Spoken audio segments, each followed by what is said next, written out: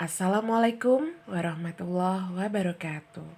Selamat pagi, salam sehat dan semangat. Bertemu lagi dengan saya, Ibu Farina Violeta, dalam mata pelajaran teknologi perkantoran. Baiklah anak-anak hebatku, untuk memulai aktivitas pembelajaran jarak jauh teknologi perkantoran ini, sebelumnya marilah sama-sama kita berdoa. Berdoa dimulai. Berdoa selesai.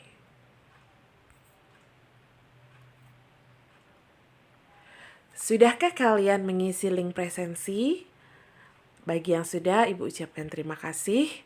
Bagi yang belum, silakan ya, kalian mengisi dengan sesegera mungkin. Ini adalah biodata pribadi Ibu. Ya, nama saya Farina Violeta, tempat tanggal lahir 31 Agustus 1979, alamat Jalan Lapangan Poros 8, nomor 18A, RT 10, RW 4, Kelurahan Serdang, Kemayoran, Jakarta Pusat. Nomor WA-nya ya 081905898917. Nah, email saya di violetafarina@gmail.com. Nah, kegiatan belajar kita pada hari ini adalah 1. Memahami ruang lingkup teknologi perkantoran, dan yang kedua adalah otomatisasi perkantoran. Tujuan pembelajaran pada PJJ Teknologi Perkantoran kita kali ini yang pertama adalah 1. Menjelaskan perkembangan teknologi perkantoran. 2. Menjelaskan hakikat otomatisasi perkantoran. 3. Menjelaskan manfaat otomatisasi perkantoran. Dan yang keempat adalah mengklasifikasikan jenis-jenis otomatisasi perkantoran. Nah, sebelum kita lanjut ya, di awal ini saya berikan ya etimologis atau secara umumnya asal kata teknologi perkantoran. Teknologi ya, ini berasal dari bahasa Perancis ya, yang berarti la teknik. La teknik itu mempunyai definisi, yakni semua proses yang dilaksanakan dalam upaya untuk mewujudkan satu yang rasional. Nah, teknologi itu sendiri adalah keseluruhan sarana untuk menyediakan barang-barang yang diperlukan bagi kelangsungan dan kenyamanan hidup manusia. Itu adalah definisi awal dari teknologi. Nah, sedangkan kantor, ya, kantor ini sangat familiar sekali di telinga kita. Ya, pasti kita tahu ya, wujud fisik dari sebuah kantor itu apa. Nah, pengertiannya adalah kantor adalah satu unit organisasi yang terdiri dari tempat, personil, dan operasi ketatausahaan untuk membantu pimpinan. Ya, jadi kantor itu adalah satu unit organisasi. Ya, wujudnya terlihat gitu ya. Tempatnya ada, sumber daya manusianya, personilnya ada gitu. Nah, jadi dapat disimpulkan bahwasanya teknologi perkantoran itu ya bisa diaplikasikan dalam kegiatan perkantoran, digunakan untuk mencatat, menghimpun, mengolah, memperbanyak, mengirim, dan menyimpan bahan-bahan keterangan secara efisien dengan menggunakan mesin-mesin kantor. Nah, teknologi juga penerapan keilmuan yang mempelajari dan mengembangkan kemampuan dari suatu rekayasa dengan langkah dan teknik tertentu dalam suatu bidang. Nah, sekarang kita berlanjut ke dampak positif apa ya dari munculnya teknologi perkantoran. Nah, dampak atau manfaat terhadap ketenaga kerjaan adalah ya di sini kamu lihat ya manfaat terhadap prosedur kerja. Yang kedua adalah manfaat terhadap hasil kerja. Nah, dampak negatifnya juga ada. Yang pertama Ya, di sini perlu diadakan pelatihan tenaga kerja. Ya, artinya tidak semua sumber daya manusia, tidak semua pegawai itu mampu menggunakan teknologi yang ada pada kantor tersebut. Oleh karena itu diberikan bimbingan atau pelatihan khusus. Kemudian jika terjadi jika terjadi pergantian mesin baru dan berakibat pada perubahan metode prosedurnya.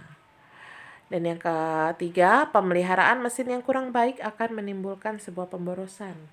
Jadi, ketika kita memanfaatkan dari teknologi perkantoran ini, contohnya katakanlah komputer, printer dan lain sebagainya ya, itu diperlukan sebuah maintenance, sebuah perawatan atau pemeliharaan agar mesin-mesin kantor yang diberdayakan itu tetap awet dan berfungsi sebagaimana mestinya. Kemudian yang keempat, menambah pengangguran. Ya, karena apa? Ya karena fungsi ya yang semula dilakukan oleh manusia sekarang tergantikan oleh mesin. Nah, contohnya bisa kamu lihat kalau kamu jalan-jalan ke misalnya keluar kota ya atau kemana aja, misalnya kamu melewati gardu tol ya, gerbang tol. Kalau semula gerbang tol tersebut ditunggui oleh seorang wanita gitu ya, yang memberikan karcis tolnya, kemudian si yang pengendara mobilnya memberikan uangnya. Nah, kalau sekarang sudah tidak ada lagi penjaga tolnya, itu tergantikan oleh mesin. Nah, itu adalah salah satu dampak negatif dari munculnya teknologi ya, orang tergantikan dengan mesin. Dan yang terakhir adalah sulit mencari tenaga kerja dengan kemampuan keterampilan tertentu. Itu adalah dampak dari teknologi perkantoran. Nah, sedangkan otomatisasi perkantoran itu dapat diartikan sebagai penggunaan sebuah sistem informasi yang dapat memudahkan komunikasi secara formal ataupun informal dengan tujuan untuk meningkatkan produktivitas. Ya. Nah, maka dapat disimpulkan bahwa otomatisasi perkantoran adalah sebagai penggunaan sebuah sistem informasi yang dapat memudahkan komunikasi baik secara formal maupun informal yang tujuannya adalah meningkatkan produktivitas ya kerja para pegawai dalam sebuah instansi. Nah, di sini ada manfaat otomatisasi kantor. Ya, manfaatnya yang pertama, merealisasikan pekerjaan kantor menjadi lebih cepat. Ya, jelas kalau dulu bersifat manual, sekarang bersifat digital. Gitu ya. Contoh kalau dulu kirim surat pakai kurir, pakai jasa pos ya. Kalau sekarang nggak perlu pakai email, tinggal klik dalam tempo sesingkat-singkatnya, surat yang kita kirimkan langsung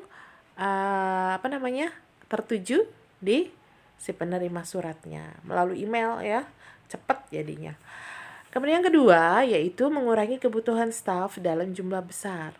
Ya, kemudian yang ketiga hanya memerlukan sedikit tempat menyimpan data, dan yang terakhir adalah peningkatan komunikasi dapat menghasilkan keputusan yang lebih baik dan juga lebih cepat.